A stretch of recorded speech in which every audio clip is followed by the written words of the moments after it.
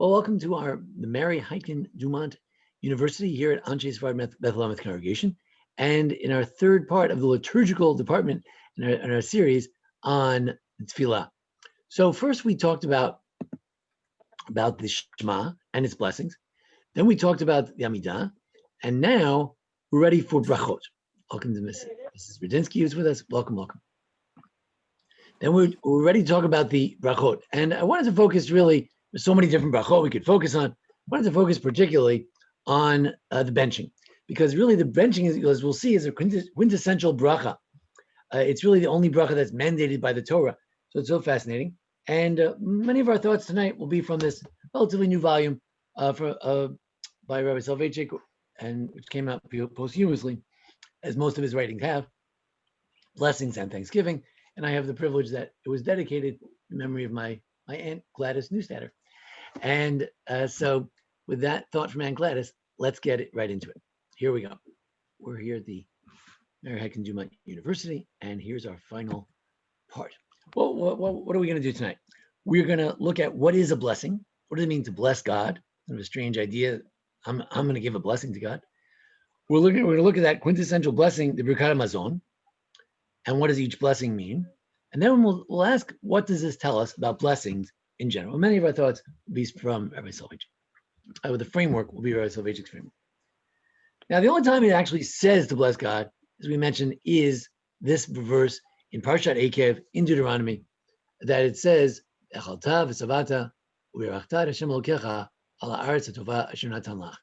that you will eat, you'll be satiated, and you will bless God for the good land that he gave you. Now, the question is, what does it mean to bless God? So some people, I think, when they think bless, they think praise, right? That it's not really blessing him, like going to give, like you go to a Rebbe and he gives you a bracha that you should have children or you should be successful. That's a bracha. I'm not giving God a bracha that he should be successful or he should be the king of the universe. He's already the king of the universe. But maybe it's just praise. Or no, maybe it's thanksgiving. Or maybe it really is a blessing that I'm giving God a bracha. This notion, we could perhaps give a bracha to God. I once talked about it once. Actually, I came as a scholar in residence with Rabbi Grossman to the Baron Hirsch congregation. We talked about this famous Gemara in Brachos 7a. And it says that it was taught in the Braita that Rabbi Yishmael ben Elisha, the high priest, said, once on Yom Kippur, I entered the innermost sanctum, the Holy of Holies, to offer the incense. Now, whether he actually offered it, I'm not sure, or whether this is just a dream. But in any event, to offer incense. And in a vision, I saw Akatriel Ka, the Lord of hosts. Now, does that mean he saw the highest angel? Does it mean he actually had a vision of God? Is he actually talking to the archangel? He's talking to God. But anyway, it sounds like he's talking to God. It's one of the names of God expressing his ultimate authority, seated on a high and exalted throne, as it says in Isaiah 6. And he said to me, Yishmael, my son, bless me. So God, or this vision of God, asks Yishmael to bless him, to bless God. I said to him, the prayer that God prays. So he said to him the prayer that the Talmud has asserted in the previous line, that God himself makes this prayer every day anyway. May it be your will that your mercy overcome your anger. This is a prayer that we say every day. If you say the Akedah, the binding of Isaac, every morning, right after that, this prayer appears there, that God should be more merciful than angry. In other words, God is complex. God has all the sefirot, all the different expressions of greatness and kindness and anger and judgmental nature and all that. And the prayer is that God should be more on the loving side, less on the judging side. So that's the prayer. And may your mercy prevail over your other attributes. May you act toward your children with an attribute of mercy. Excuse me. And may you enter. Move over here. And may you enter. Anyone read that for us? beyond the letter of the law, that you should, that you should behave with us, give us a little extra break, enter before them, treat the Jews with it beyond the letter of the law. Don't judge us with the letter of the law, go beyond. So the idea we could bless God is at least asserted elsewhere. In the Talmudic passages, of course, that's just passing the buck. So now we need to understand what does the Talmud mean by blessing God. So we need to get a little further and deeper into it. Anyone want to take a stab at it? What could it mean to bless God? We thank God. The blessing of thanks, thank you blessing. So, right. So we said, right. Oh, good. So that we're going to see later. We'll see a thanks later. We'll see a possibility of the idea of thanks later. Excellent. But the idea that it's blessing is kind of intriguing. There's an Italian rabbi, the Recanati. I forget exactly what century he was in. It was medieval. And he wrote the following. He has a book of mitzvot. We've been looking at different books of mitzvot. He has one. And he said, God wants our bracha very badly. As the rabbis say, he doesn't quote our passage in brachot, quotes a passage in Shabbat. What is it, 87 or something in Shabbat? When Moshe went up to the heavens for 40 days, so he saw God was putting the crowns on the letters. And he told him that one day there'd be a person named Rabbi Akiva. He would explain why the crowns were on the letters. Amar lo. So God turns to Moshe and he says, Moshe, Ein Shalom Bircha. What's the matter? You don't wish me Shalom Aleichem? Amar lefanav. So Ribbon Shalom, Master of the universe. A slave doesn't say Shalom Aleichem to the Rebbe. The Rebbe says it first. You don't give Shalom Aleichem to your Rebbe, to your master, to your teacher. So Amar lo, you should have helped me. So immediately Moses said, I want God to become greater. You ever hear of a prayer like that where we ask God to become greater? In the Kaddish, magnified and sanctified. Correct. That may God be greater and sanctified. His name should grow bigger. There is this idea that God's name it's not what it should be. Name means how other people express, understand God. It's lacking. A lot of people don't believe in God. Some people deny God. They believe in a different God. They don't understand what God is. They attribute things to God that one should never attribute to God. So therefore, God needs help. He needs help of people on earth to bring him, make him the king, al kol haaretz, as we say in Aleinu. So, and if you don't give him a bracha, you're stealing from him. It's like, I want to, if you don't give your mother a Mother's Day card on Mother's Day, you're stealing from her. She deserves it. So we should give God brachas as well. So there is this idea that the mystics are ready to dive into head on, that we're actually sort of giving to God. Now, of course, the philosophers would object very strenuously. So look, God doesn't need anything. He is perfect. Any intimation that he needs something is implying that he's not perfect. And so we would say that he is perfect in the Platonic sense, and ideally in his realm, he's perfect. But for him to be perfect down here, for him to be recognized down here, he needs our help. He needs my help to be, forget about reigning over the whole world, to reign over my life. That's up to me if I'm going to let God reign over my life. And that's completely in my hands. And I have the ability to give that blessing to God, that God will be blessed in my life. Now, in order to appreciate that verse that we started with, that you should eat and be satiated and bless God for the good land that he gave you, we need to know the context, because that will tell us something about blessings also. So remember, so who wants to read this for us? Remember the long way. Anybody? Just unmute yourself and read.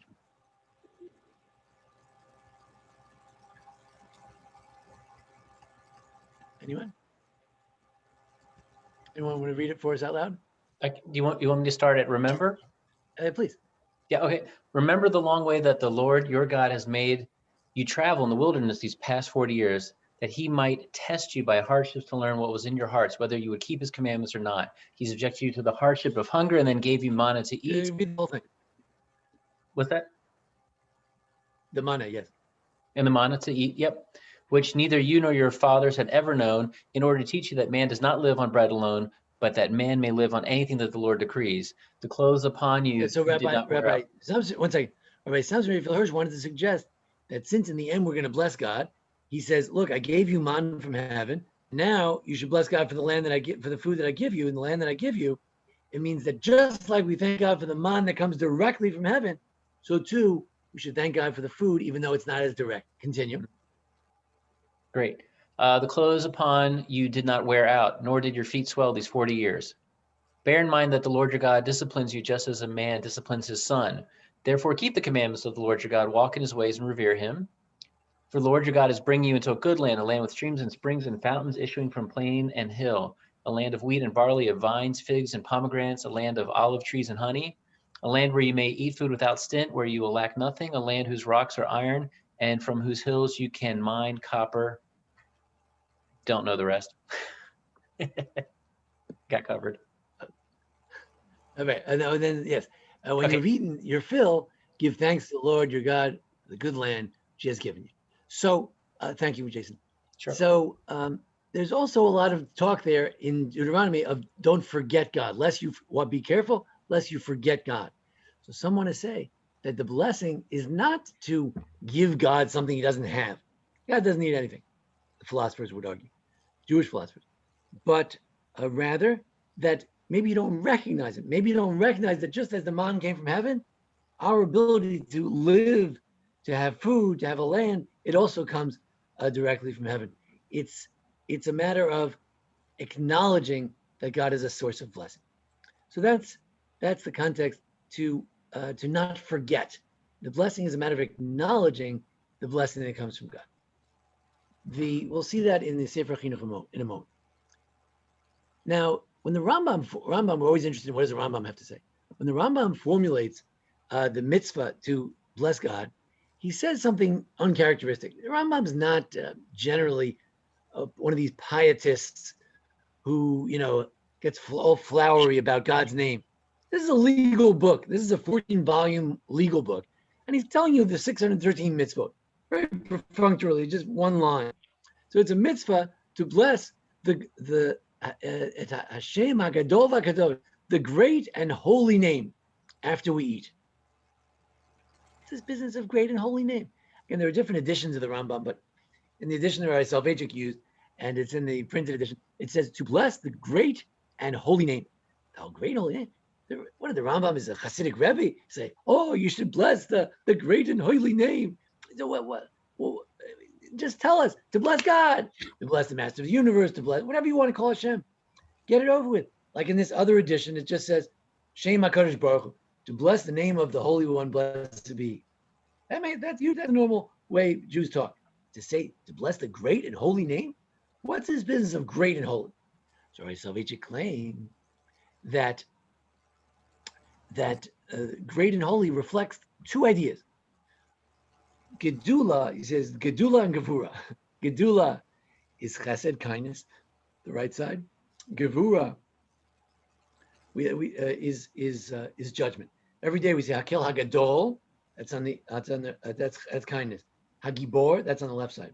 Anora, something in the middle. So Gedula means the name of God, the holy name of God. The kindness name, the loving name of God. And the Kadosh, the name is also holy. Holiness represents what? Holding back. Why? How does a Jew become holy? It says, your holy nation, don't eat the pig. What does that got to do with being holy? Restraint is holiness. You're a holy nation. What does that mean? We have a lot of mitzvot. There's a lot of stuff we have to do and a lot of stuff we can't do. Holiness is restraint. So, and God himself restrained himself. He's the ultimate one who restrained himself from filling the whole world. Comes right, Soloveitchik and says the whole philosophy of eating is found in these two names of God that the Rambam used, Gedula and Kedusha. Eating must be done in kindness, as the Gemara says in Tainit. There was a rabbi who he would place a water jug and hang it from the door, saying, "Anyone who needs, let him come. It's the same words we use at the Seder. Kol dichvin yetev yechol. Anyone who's hungry, let them come. A meal, a Jewish meal, not just Shabbos, not just Pesach, is supposed to begin with the idea, let other people come. So Jewish eating is supposed to be done with kindness, and Jewish eating is supposed to be done with restraint. There's some things that we don't eat. So the Siddur is so when you say your blessings, it reminds you of the kindness of God, that God is so kind, he gives us this. And it also, the fact that we eat kosher reminds us of the restraint as well. A little problem with my connection. If I get cut off, don't worry, I'll be back. An aside, blessings teach values. Rabbi Soloveitchik in another article says that why in the morning do we say, in Malbish Arumi, we clothes the naked? Why don't I say that he gave me clothes, or he let me, he puts the clothes on, he Malbish, he clothes us. What exactly?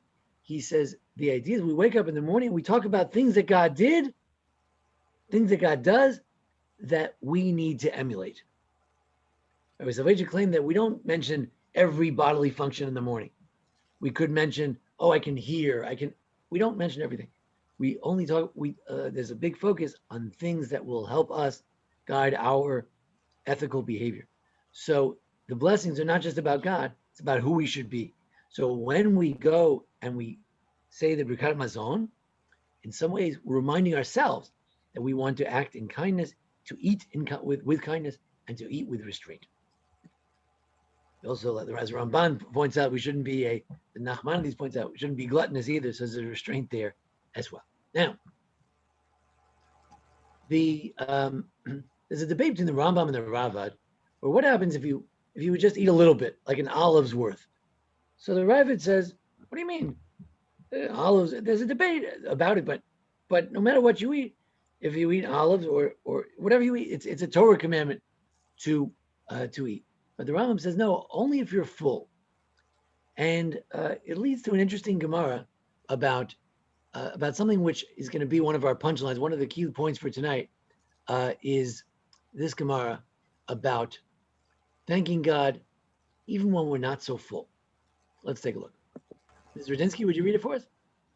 Okay, Rav Avira taught, sometimes he said it in the name of Rabbi Ami, and sometimes he said it in the name of Rabbi Asi.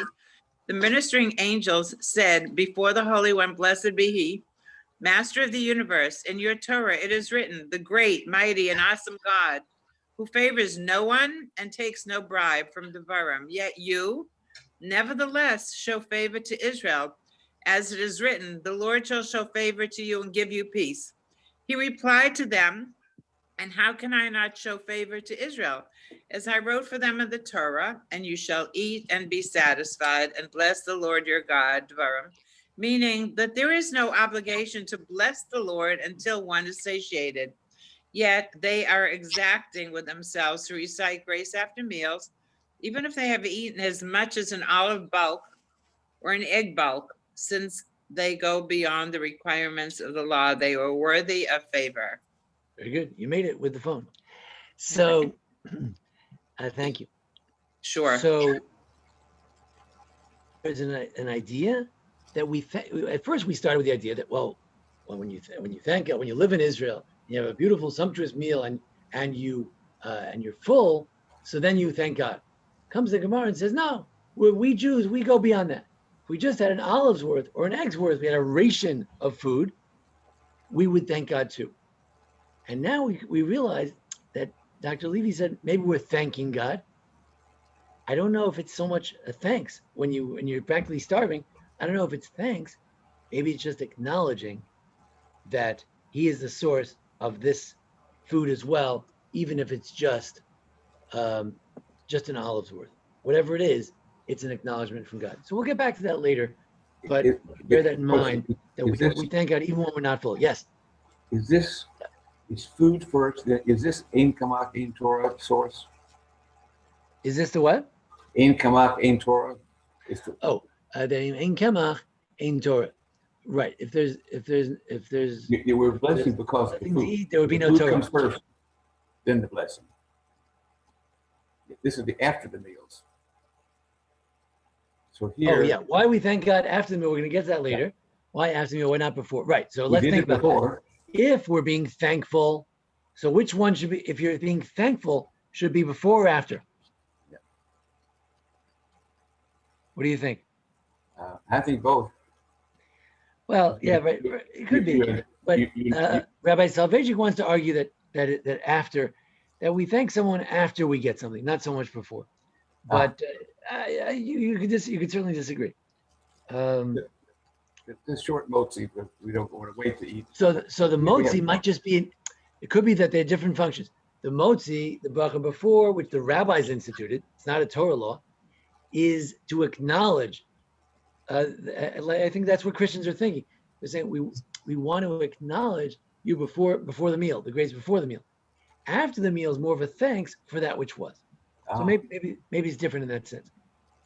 So why do we thank God even if we're not full? So it could be that it's not just a thanks for all the wonderful things. It's just acknowledging that whatever we have, it is from God. So we have to think about that. Now, when we talk about benching, will any text do? Now, let's say I wasn't very learned and I knew I wanted to thank God for my food. It says so in the Torah. So I said, oh God, thank you so much. Is that good enough? So the Gemara has a story like that. It's almost a Hasidic story. Binyamin Raya. There was a Binyamin or Yamin Raya. He was a shepherd. So shepherds, as we know from Rabbi Akiva, tended to be simple folk. Krach Rifta, so he broke some bread. He just said in Aramaic, which was the lingua franca in those days, Brich Mari Daipita, bless the master of this bread. That's all he said. So Amarav, one of the great Talmudists in Babylonia, said he got the mitzvah. Amarav called bracha Shem Azkara Shem Eina bracha, but didn't Rav himself say you have to mention God's name? That's not God's name. The master of this bread, that's the name of God.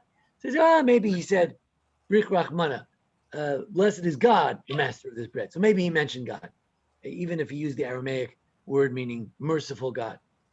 He mentioned some name of God. But then the commentators ask a question, but what about the other brachas? He didn't thank God for the land. He didn't thank God. So they say, well, he probably had a bridge version of that too. Thank God, the master of the land. Thank God, the master of Jerusalem. Something like that. Or, no, the Gemara means what it says. The Rambam says, will any text do? Rambam says, yes. From a Torah perspective, you can say whatever you want. As long as you thank God some way, it's good enough. Comes the Rashba, who was Rabbi Shlomo Aderet. He was one of the great Talmudists after Nachmanides, his Nachmanides student. And he said, look, the formulas of these blessings are Torah obligation. You have to thank God for the food, the land, and Jerusalem. Now, but according to Torah, from the perspective of the original intent of the Torah, if you want to say it in any language like that shepherd, it's fine. And came Moshe, came Joshua, and came David, and they, according to the Talmudic story, they instituted the three brachas. Moshe instituted the bracha for the man, for the food, Joshua for the land, conquered it, David and Solomon for Jerusalem. Fine. But he says the actual text is a rabbinic idea, but he says before they conquered Israel, right? Before they conquered Israel, there was still a mitzvah to thank God. Before they conquered Jerusalem, there was a mitzvah to thank God for the land. They didn't say what we say now. He says, we're asking today that God should restore Jerusalem, but they would have asked God to sustain the kingship and to sustain the temple. So, and to continue the peace in the land. So the blessings can change in their focus, but the themes are, according to the Rashba, the themes are rock solid. They have to be these themes, and we need to understand why these themes and what are these themes all about. Now, but doesn't it say in the Talmud that these blessings are derived from the verse? What do you mean? So they take that verse that we started with, you should eat and be satiated and bless God, and they turn it into 4 blessings. You should bless. They said, let's parse the words. You should eat, you should be satiated, and you should bless. Stop right there. Bless. That's the blessing for food. Just a blessing. the Lord your God, the name of God, that's the zimun. When you introduce the benching, something when it's very difficult to do during COVID, when you have three Jews getting together, then my son came to visit. We had the first zimun, first introductory benching in 6 months. But one Jew calls out to the others to bless God, and then they bless God. And that's a way of blessing God's name. So when it says you should bless the Lord your God, that's the introductory blessing where you bless God's name. And on the land, that's the blessing about the land. And then when it says the good land, the word good, the good, that's Jerusalem. Because Jerusalem is known in the language of the Midrash and the Torah is the good mountain is Jerusalem. When Moses said he wanted to see the good mountain, he didn't mean the mountain ridge that starts in Beersheba and goes up to the Jezreel Valley. He meant, that might be what he meant, but the rabbis say he meant Jerusalem. So you feeling of thanking God, that God is good. Whatever he gave you, you thank him for. And then they say as follows. I only know that you should say the blessing afterwards, because you should eat, satiated, and then bless. So that's the grace after meals. What about, as Joe mentioned, the blessing before the meal? So they said it's obvious. If you thank God when you're full, you should certainly thank him when you are hungry. Let's think about it. If you should thank God when you're full, you should certainly thank him when you're hungry. But we said it doesn't make sense. Because you thank him when you're full, because you have something to thank him for. You can't walk in, if Mrs. Radinsky would invite me to over her house to have her delicious cake, and I didn't have the cake yet, I can't say, thank you, Mrs. Radinsky, for the delicious cake. I didn't eat it yet. But if I already had the cake, then I can thank him. So the Talmud's logic doesn't make sense. When you're full, you thank God. When you're hungry, certainly. No. When you're full, you have something to thank God for. When you're hungry, you have nothing to thank him for yet. What? So the Rabbi Soloveitchik said, no, that's if you think blessing, it's a Thanksgiving, it's a thank you note. You don't send a thank you note before you went to dinner. But if, what is it? It could be something else. What if it was an acknowledgement, right? Right? That if you acknowledge him after the meal, when you're ready to, you're sick of food, you ate so much, you don't even want to have any more. Then if you even thank God when you're sick of food and you acknowledge God, certainly before when you appreciate food more, you should acknowledge him as well. So Rabbi Soloveitchik thinks this is a proof that you should acknowledge. But let's get back to our question. Doesn't it, the Talmud says that each blessing is derived from the Torah. So it must be that the Rambam would say that interpretation of the verse is not serious. There's some interpretations of the verses in the Talmud that are serious. They're telling you this is what the verse means.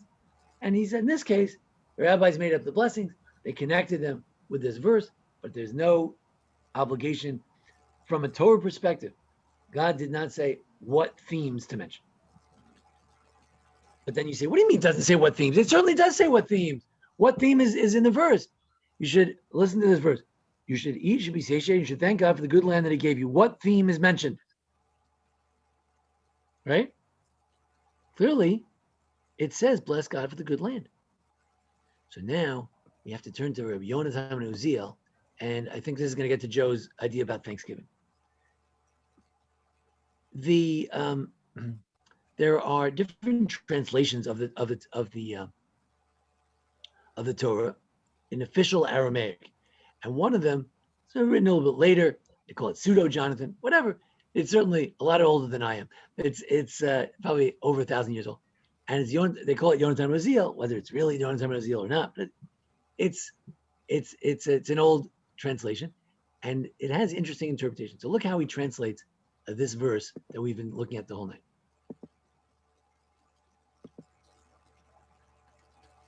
You should be careful when you eat and are satiated. So notice, you should be careful. There, the idea of benching is to be careful not to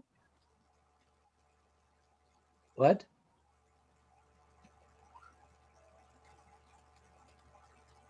Right? Not to what? I would say not to forget God, right? Not to forget. When you eat and satiated, havu modin u'mevarchin. Kadam Elokechem. You should be thank, modim, like modim, right? Modim todah, thank and bless. So even though the Torah says the word uverachta, bless, he thinks that implied in bless is thank. As we said, thanks comes afterwards. But it also says mivarchim, blessing. The Lord your God, al kol peri ara mishabcha diavlachon, on all the fruits of the good land. You don't thank God for the land. Well, you thank God for they used to talk about dunam, right? You bought 5 dunam of land. You thank God for the dunam. It's not the dunam. It's not how many acres you have. You thank God for what? You thank God for the you thank God for the fruit of the land. So now we come to the idea that there could be 2 blessings. In other words, if you just, for years, I said the only real blessing is the blessing of the land. And the rest is rabbinic invention. Why? Because it says you should bless God for the good land. So that's what it means. Comes Rav Gigi from the Gush Etzion, and he says exactly that. That's the real bracha, is no delacha. I was once doing a Seder in the army, and the general opens up, he was tired of eating, so he opens up the bencher, and he sees a beautiful blessing, thanking God for the land. He stands up, and he reads, no delacha, Hashem Elokeinu, Hashem Chazal Avotenu, and he reads the whole bracha.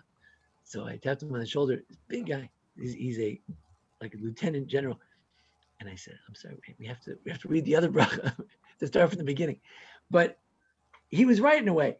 The main bracha is no delach Hashem Elokeinu Hashem Chazal Avotenu. The main thing is the blessing for the land. Comes Rabbi Yonatan ben Uziel, and he says, no, that you're reading the verse wrong. You don't thank God for land. What do you think? We worship the land. You thank God for the fruit of the land. And that's the first bracha. The first bracha is for the food. Hazan olam kulo. You thank God for the food. So now we've got the first bracha is thanking God for the fruit of the land. It's one interpretation. Then you thank God for the land. That's the other interpretation. What is a blessing? According to this, it's both thanks and blessing. Blessing itself. Yeah. What is a blessing for God? So this is a very long Sefer HaChinuch, but he basically says, look, God is all powerful. He has all the wisdom. He has everything. He doesn't need anything. So what is a blessing? How can you possibly give a blessing to God? He says, according to the premise that he said, this reason that blessed is an adjective, meaning to say, it is an admission to him that he contains all of the blessings. Baruch atah Hashem, you are the container of all blessings. You are the source, or Soloveitchik once said, you're the source of all blessings. And about the expression, may he be blessed, Baruch Hu, that we always mention, which is in reflexive case, blessed, Baruch is passive. We can say the intention of that is that we're supplicating to him that it be his will in front of him, it should be God's will, to cause the hearts of his creatures, of people, to be prepared in front of him, that all should admit to him and praise. I am doing when I say a blessing, I'm doing my part to assure that God will be recognized by other people. I'm doing my part that God should be, that everyone should admit that he is praised. Of course, it's even better if I say the blessing out loud, or if I encourage other people to say a blessing, as in the Kaddish, or Baruch Hu, or the introduction to the benching, where I encourage other people to bless God. But even when I say my own bracha, I'm encouraging at least myself to admit that he is God. Admission and modim and thanks are related in Hebrew. Thanks simply means to admit that you owe something. So that's with thanking God for allowing us to bless him. Yes, that's in the modim blessing, in the Thanksgiving blessing in the Shemona Esrei. We say al shanach modim lach. We thank God that we thank you. That's also something to thank God for.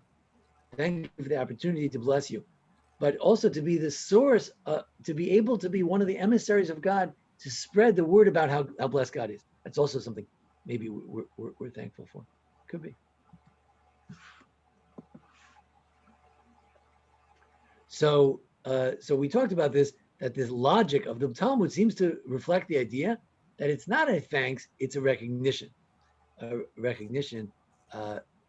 you're hungry you recognize God, you should certainly recognize him. I'm sorry, when you're fully recognize God, which is unusual, you should certainly recognize him when you're hungry and you're looking to God for food. We talked about this. Can you give thanks before you get the thing? So Reb Chaim Brisker, I'm sorry, Dr. Joe, but Reb Chaim Brisker, the Soloveitchik's grandfather, said, we have bitachon, but we don't give thanks for our bitachon.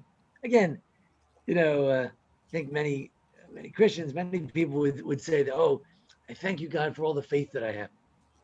But he doesn't like that idea. He says, the verse says in the morning davening, I trust in your kindness. I trust in it. I'm not going to thank you for it. But then, I will rejoice in your salvation. So when there's salvation, then you have something to thank for.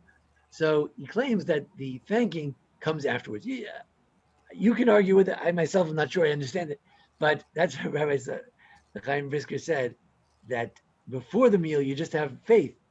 But after the meal, you can actually have thanksgiving. So it's different. Some claim in the Talmud that blessings are a matter of stealing. We alluded to it before. It says it's forbidden to benefit from this world without a blessing. Anybody who does is stealing from the holy sanctuary. If you go to the Beit HaMikdash and you take the golden menorah, you bring it home and you melt it down and you take it to the bank, there's a certain prohibition. It's called me'ilah, trespassing holy things. If I steal $1 from the pushka in the Beit HaMikdash, I'm trespassing holy things. When you eat without a blessing, you're also doing that as well. But are there different types of blessings? Maybe we started, I advertised tonight, we're talking about blessings, and I said we're talking about benching. Maybe benching is different. Maybe benching is recognition, or benching is thanksgiving. But what about other brachas? The Rambam says there are 3 types. There's brachas hanaya, for pleasure, right? So what type? Right? What do you think that's going to be? If there's a blessing over pleasure, so what kind of blessing would that be? What would that reflect? If you just had pleasure, or you're going to have pleasure, right? So that could be a thanks, perhaps. But brachas for mitzvahs, there's a bracha thanking God for a mitzvah. So what is that? What type of? And then there's brachas hodah. Some are plain thanksgiving. It serves no other purpose than to give thanks. Some are requests, but Rabbi Soloveitchik claimed that they're all in the same category. There may be 3 different types, but they're all recognition that God gave us the mitzvah, recognition that I have something to thank him about, recognition that he's the source of the pleasure I'm about to have. So, but on the other hand, it's interesting to ponder whether the different blessings are different. Thanking God for a mitzvah, is that the same as thanking God for a good sandwich? So something to think about. Okay. Rabbi Soloveitchik has this idea that maybe a bracha is a price to pay. Just like if you have a holy animal and you don't want to bring that animal to the Beit HaMikdash, you want to redeem it for money, you have to pay the money. Also, we have to pay a price for what we eat. Talmud says, wait a second, it says the world and everything in it belongs to God. But then it says that the heavens are for God and the earth is for us. So which one is it? Is the earth for us, or is God belongs the heaven and the earth? So they say if you make a bracha, then it belongs to you. You have to pay. You have to pay to go. You have to pay the price. It's another idea of what is a blessing. It's redemption money to be able to be worthy of receiving whatever blessing you're about to get. And this will explain an interesting thing. Every Friday night, we say Boi Priya Gafen, and we don't drink the wine. Generally, that's the verboten. You can't say, you ever see someone make a Boi Priya Gafen and then make a joke or something, and then drink the wine? He's doing it the wrong way. He's supposed to make the blessing and then drink it. But on Friday night, we all do that. We say Boi Priya Gafen, and then we go on about Shabbos and then Makai Shabbos. Shabbos, but you just made a bracha on the wine. Why don't you drink the wine? So Beis Shammai says that I'm right.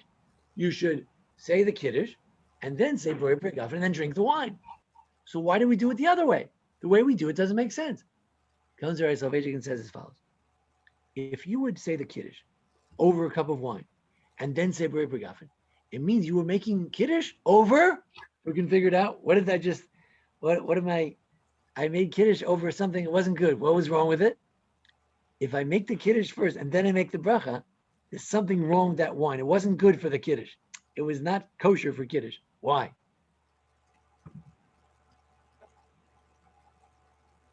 Hint? Maybe it wasn't blessed. And therefore, You're just sort of taking it from the world. right. without So acknowledgement. you can't make Kiddush over stolen goods. Once I make the bracha, it's not stolen anymore. But before I make the bracha, it's stolen. So comes Beis Hillel and says, the house of Hillel insists that we make Kiddush the way we make it. First, make sure you redeemed you paid your pass go, you paid $200. You made that wine kosher. It's not stolen. Then you can make Kiddush over this beautiful cup that's not stolen. It's a very interesting idea. Very Soloveitchik. Okay. Now let's get down to the brass tacks, the blessings. So the first two brachas couldn't be more different. One is you provide bread to all flesh. You ever see the pictorial, the beautiful pictorial bencher? They have pictures of elephants and birds and pelicans for the first bracha, because unoten lacha b'chol basar could include maybe even animals. So that's the first bracha, is very universalistic. The second bracha, that he inherited a cherished land to our ancestors, that's very particularistic. So it's very different. One is about everybody, and one is about Jews. So, so it suggests that we need some universal thanks before the particular. I saw someone suggest that before we begin the benching, you have to have simple hakarat tov. In other words, it's true. As Jews, we have very specific things to be thankful for. We have to be thankful for our relationship with God and for the land of Israel and Jerusalem and all that. But as a human being, the first decent thing to do is that we've got to at least be thankful as human beings. That God gives bread. That's the first step, is the universal step. Because if you didn't do that, you would say, oh, I'm very frum, very religious, but thank God for the land of Israel and for this and that. What about the basic human decency to recognize that food comes from God? Maybe it doesn't even say that in the verse. Maybe the verse is focused on land. But how dare you get into this particularistic special mitzvah of thank God for the land? Just be decent first and be like the Christians, like everybody else. Thank God for the food. So that's the first bracha. It's basic decency. It's universal. The Sefer HaBatim we've been studying in our various classes, it's a book of the 613 mitzvot written by Rabbi David HaKochavi, and he was a bit of a philosopher. He was defending the Rambam against the critics. So he says the order of the blessings like this. You want to get to the purpose of the human being. You want to get to the highest level. So the first thing is you want to thank God for your physical existence. That's the blessing over food. The second is a preparation for being higher than that.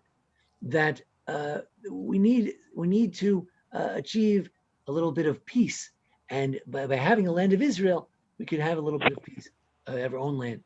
And the third is the ultimate purpose with Jerusalem. Now, and then he says, and since the last one is about the ultimate purpose, that's why we throw in Shabbos and Yom Tov in that third bracha of Jerusalem. And then he says, I'm not sure why we have the fourth bracha to commemorate the massacre of the Jews who, thank God, they were buried, and it wasn't like the Holocaust where they didn't have a grave. They actually were buried after the massacre took place. He says, I have no idea clearly why that blessing is there. So we'll get to that later, the fourth bracha. But I think what he's arguing is something very, very important, very special. We're doing eating. Eating is physical. Physical, it could be good, it could be bad. There are drawbacks of being too physical. We want to take this physical act of eating, we want to elevate it. How do we elevate it? We elevate it by talking about our higher aspirations for a land of Israel, who, according to the Rambam, the purpose of the land of Israel is really what? To give us peace of mind.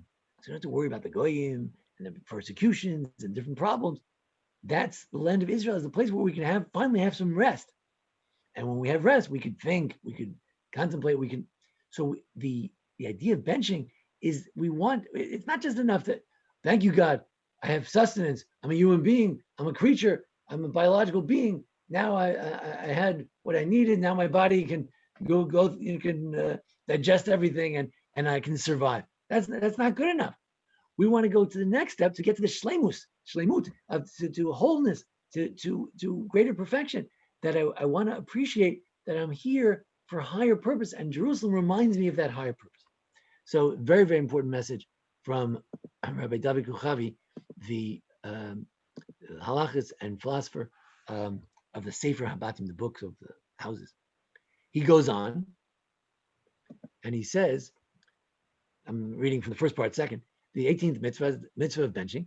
He says, they say Moses instituted the first blessing when the man came down. The idea of the bracha is that God is the source of all things. The acknowledgement, as we said by Soloveitchik, acknowledging He's the source. He provides for everybody to keep the species in general, and of course for those who are closer to Him. And He's with us, and He provides us great kindness. And those who follow the Torah, He particularly with us. He's particularly close with us. He gives us special divine providence.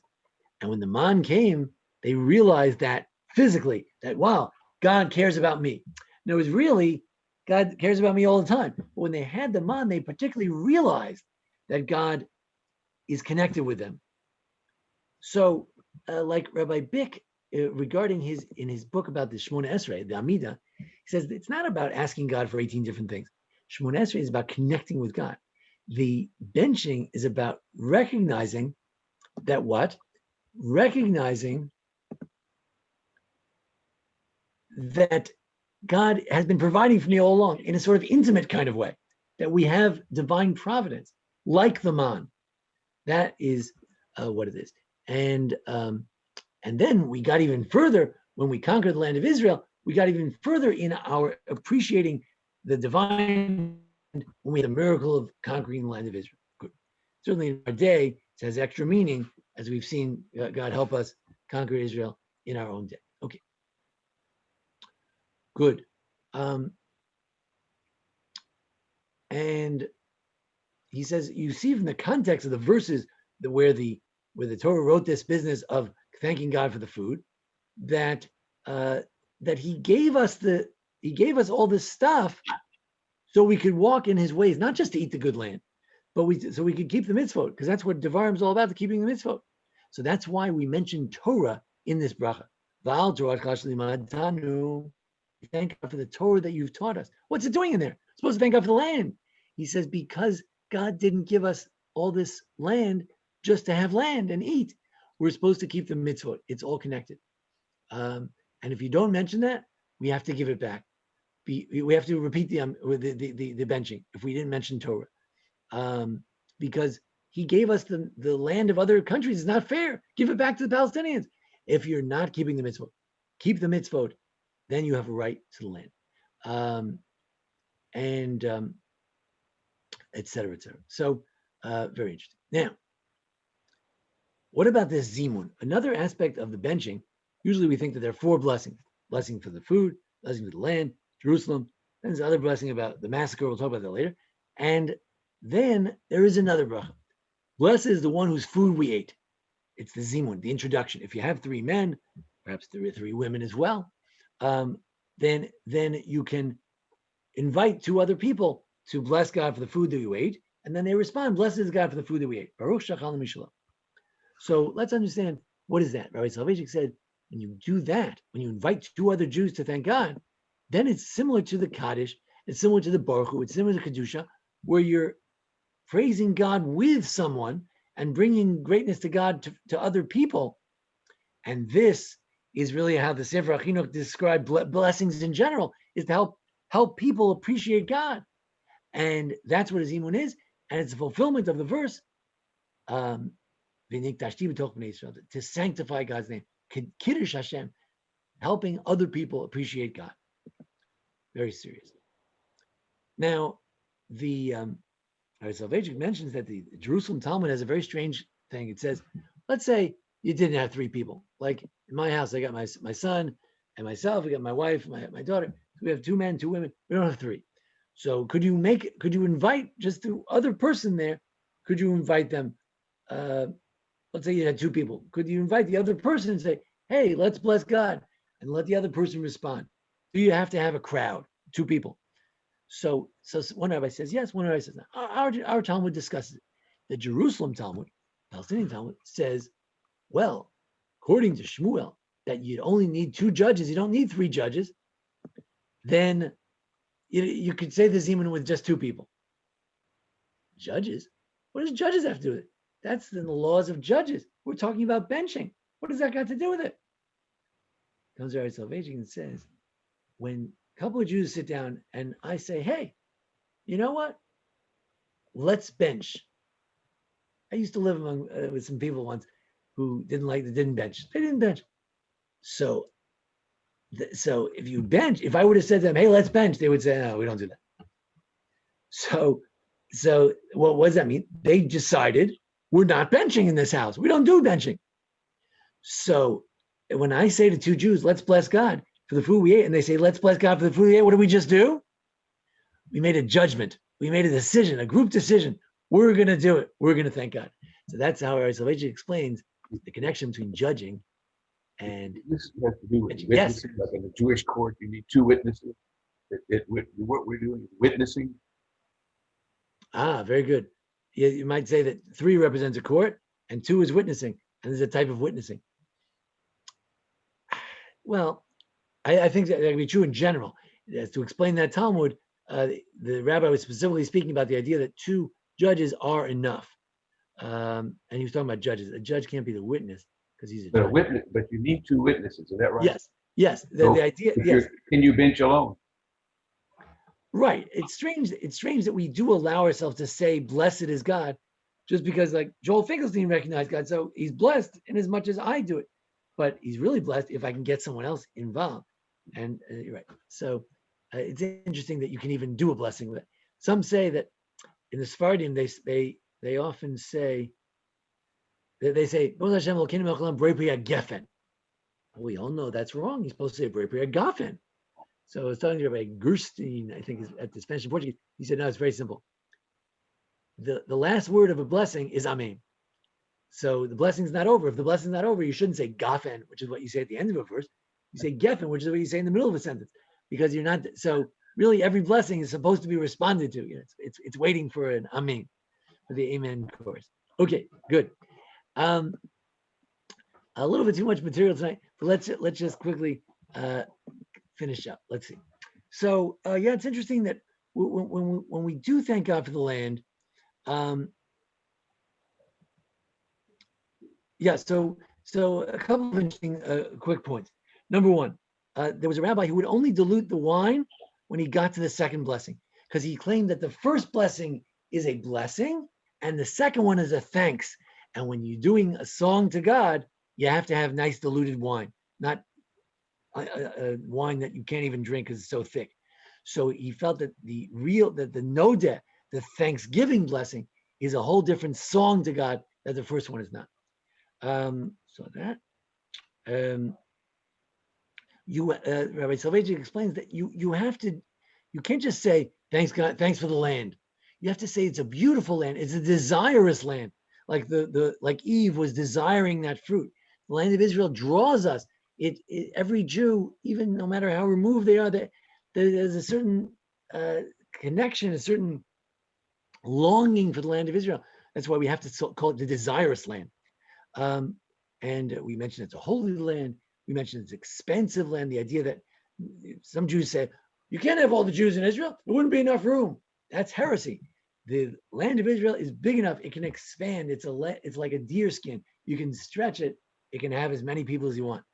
How many people are in Manhattan? 8 million. So you can get, Israel's way bigger than Manhattan.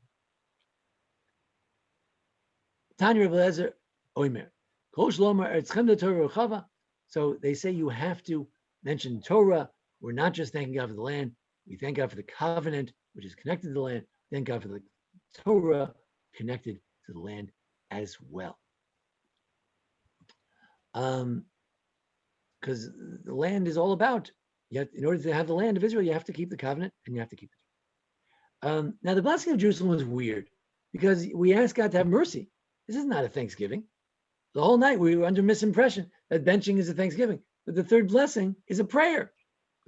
So what's a prayer for Jerusalem doing in benching? So one idea is that once you mention praise, you're thanking God. So you're already talking to God. You got to make a request. Or they used to say it as praise, but now the temple is destroyed, so we're saying it as a prayer. We changed it. Rabbi Soloveitchik said, maybe it's a weird kind of praise, and we'll end on this point. The Talmud says that we should thank God with all of our might. What does that mean? No matter what you're given in life, no matter what kind of sour grapes, what kind of plate you have in life, you thank God anyway. It says, how do you know you thank God for the bad thing as well as the good? Because it says you bless God for what he gave you. Sometimes he doesn't give you good things. You have to bless him for that anyway.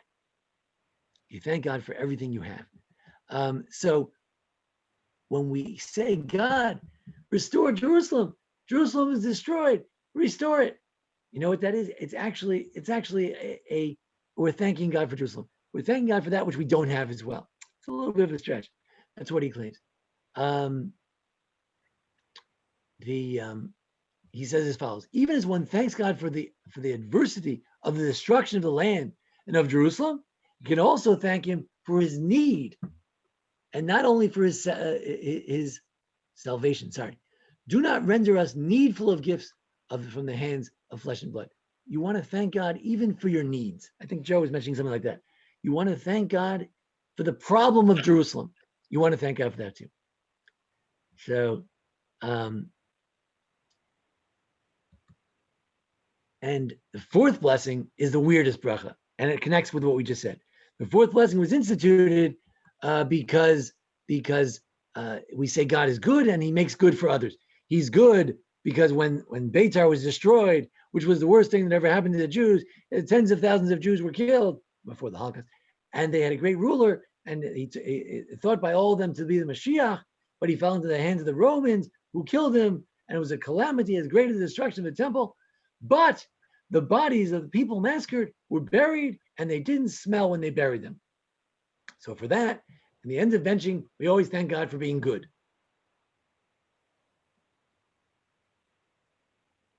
We thank God for being good because we were able to bury the massacred people. So the blessing for Jerusalem is a blessing over an imperfect world. The blessing over the dead who were buried and didn't smell is a blessing for the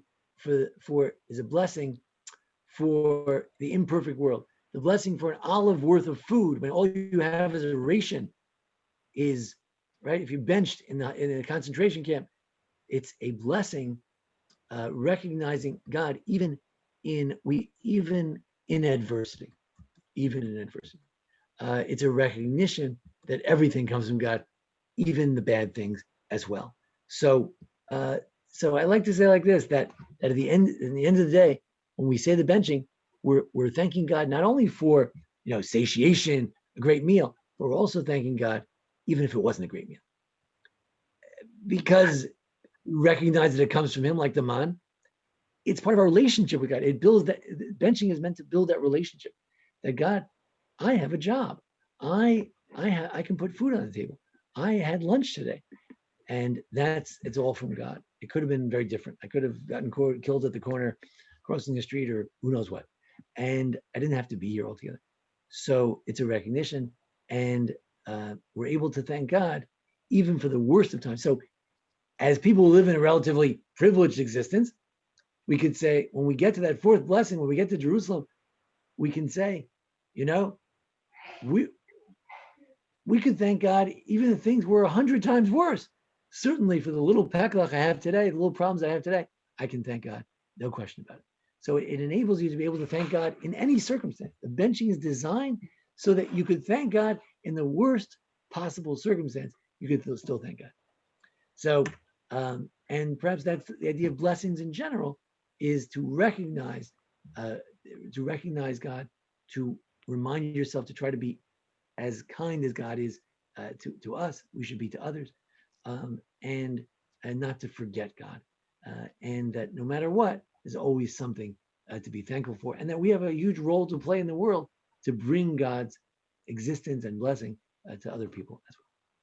So that's my official presentation. At this time, I'll open up to any comments, questions, thoughts. Isn't it ironic that this is the most blessed generation probably the Jews have ever had, and we're the least, let's say, observant, or the least grateful, the least knowledgeable of all the generations. We have so much to be thankful for, and we don't. When we don't have something to be thankful for, we think. Yeah, right. Thankfulness and success don't always go together, right? That's right. Right. The more you have, the more you worry. Yes, you can sometimes, right? The most hospitable people, some of the people who have the least. It's very Wonderful session. Thank you very much. So, Rabbi, Elaine. when I'm benching alone, I should follow my blessings with Amen. No. I'm just saying that theoretically, a blessing is designed. Theoretically, you're correct that a blessing is designed to have an amen at the end, but we don't do that. The benching is unique. That for Ashkenazic Jews, the only time we do say amen to a blessing, when you finish the third blessing, you say amen. Amen, and it shows that that's the end of that blessing. But generally, we Ashkenazic Jews don't say amen to our own blessings. Sephardic Jews do say amen after a series of blessings, like Yishtabach, I see. Gahal Yisrael, Amrechem O Yisrael Bashalom. After any series of blessings, before the Shema, the Amidah, they say amen. So they do more of that. But no, unfortunately, we don't. What I was saying is that ideally, when we say a bracha, there's someone else there to join in and say amen, and that makes it brings more blessing. Sephardic Jews, mystical Jews, some people are very firm Jews are more careful about this.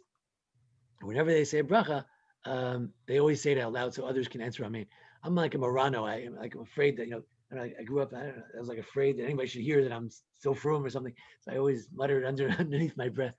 But I see. You should be more proud of the blessings. Okay. And make them out loud. Okay. about- Thank you. I'm sorry. What about in the morning? So is that one of the reasons that during Birchos HaShachar, some have the custom of saying it out loud to have people respond amen? Right. So there's usually they give a technical answer to that you want to have, I think, was it 51 amens every day, 100? something like that. Oh, It's okay. 100, I don't know. But right, there's a technical answer. But I think what we're saying tonight is that I guess we want to be that chorus, that amen chorus, to help bring blessings into the world. Right. How much more effective it is. Right. I think the answer to your question is yes. That how much more effective it is that there should be a group answering amen to all those blessings they say in the morning. I think they were designed really to be private. They were designed, a person puts on his shirt, so he says, Malbisha, he stands up he puts his slippers on, he stands up, so he says, Mechim to the Gaver. But I think the rabbis, somehow in the custom over the centuries was that we made it more public, and in that way we're able to have the amen as part of it, and at least for the chazan and by extension for the whole congregation. Yes, I think that makes the blessing more meaningful and fulfilling the ultimate idea of a blessing, according to Sefer HaChinuch, bringing the blessing out to other people. It's good. I feel like it's like creating a team. Yes, Rabbi Soloveitchik made that point. He says, why is it that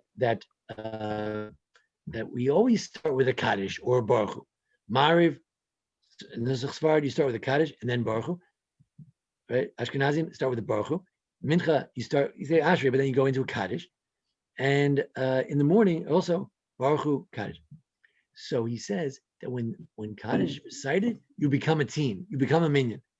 If you would just say, look, we don't, COVID, we don't have time for that. We'll everyone come, we'll say the Shema, and then we'll say the Amidah together. And then we'll repeat the Amidah, we'll say Kedusha. Right? So he said, you're not a minyan yet. So what do you mean? I got 10 Jews. I got 100 Jews. He said, no, until one person says, hey, everybody, let's bless God. And everybody says, hey, amen. Until you have that, there's no team, there's no cohesion. You have to bring the group together. At that point, you have a minyan, and then and only then you get the mitzvah of praying in community. If I go to a minyan, then I said the blessings of Shema as a community. I didn't have to. What's wrong with the blessings? Like Elaine said, if I said the blessings by myself, what's wrong with it? But by saying Baruch Hu, I said that even the blessings of Shema, even Shema, I said as a community. And then when I went into the Amidah, it wasn't just 10 people who happened to be praying together. We had already united together through the saying of the Kaddish. We formed that team, like Mr. Denke says. So that's good. It's a good way of looking at it. Great. Yes, So say the minion's running late, or say it's running late, and you only have 9 men. Then the 10th man shows up after Marv already started. So what happens then? What's the case? Right. Yeah. So it's an interesting question. Is it enough that just 10 Jews prayed together, or do you need to sort of unite them first? Yeah, I'm not. I have to look back at Rabbi Soloveitchik's thoughts on this. I'm not sure that he would say if 10 Jews prayed together, they don't get the mitzvah of joining together. But I did want to argue that to answer a famous question and Tosfos asked. We know that we're supposed to say Ga'al Yisrael. We thank God for the redemption, and then you pray for redemption. You pray. So Ga'al Yisrael. Some shuls, the chazan is afraid to say it out loud because somebody might say Amen, and then you'll have an interruption. So he says Ga'al Yisrael. Quiet. And we're supposed to put the two together. What happens at night? What happens? You say Ga'al Yisrael, Hashkivenu, and then instead of going right into Shemona Esrei, we have a Kaddish. You said the Shema, and now you have a Kaddish. You're breaking up the Shema and the Amidah. I thought you were supposed to put them together. What's going on? So Tosfos says, he gives all kinds of excuses. So Rabbi Soloveitchik explains it from a fundamental point of view. I think this is what Rabbi Soloveitchik said. If not, then I'm sort of building on what Rabbi Soloveitchik said. And that is that at night, you didn't have to say the Shema with the Amidah. So when you said the Baruch Hu before the Shema, that was good for the Shema. But it doesn't carry over to the Amidah because the Amidah is a separate thing. You don't have to say the Amidah at night. Amidah is kind of disconnected. But if you want to have a communal Amidah, there's no repetition at night. So you want to have the communal Amidah, you got to say the Kaddish first to make that Amidah a communal Amidah. So yeah, I'm arguing if that's true, then I, or perhaps Soloveitchik, whoever said that, is arguing that that yes, if you just came into a room and 10 people said Shemona Esrei together, it would not be a fulfillment of davening together. You have to at least do something together, such as either the repetition of Amidah, that's a group activity, or better yet, before you say the Amidah, to have the Kaddish to join you all together. I mean, not to get too technical, too nitty gritty, but say, Marav Amidah, everyone's almost done. They're all nine people. They're davening on the road. The 10th man shows up, and now at the very end, once the chazan is about to say that final the Kaddish before Aleinu, b'di'evet, have you davened with a minyan? I mean, can the chazan come forward and say Kaddish before Aleinu? The end of. No, he can't say. If 9 people pray together and 10th guy shows up before Aleinu, they cannot say the Kaddish after the Amidah, because that Kaddish is to accept the prayer of the 10 people. He's only at 9, you can't say it. You can say Kaddish after Aleinu, that's just the Kaddish. You can always say Kaddish. You can stand up right now and say Kaddish. That's not it. Any event, I know it's getting a little late, but any last comments? We'll take one more thought and we'll call it a night. All right, everybody. Great to be with everybody. Thanks for joining us. And this is the end of this series, but welcome to join us on Thursday evenings. We have Parsha class. I'm going to try to tackle tomorrow night question of Isaac. It's always seems like Isaac's not as good as the others. So I'm going to sort of look at is he the argument against Isaac, and then we'll try to build up Isaac as a true patriarch. Wait tomorrow night. Okay, good night, everybody. Nice to see everyone. Thank you, Rabbi. Good night, everybody. Good night. Thank you. You all. Good night. Thank you very much.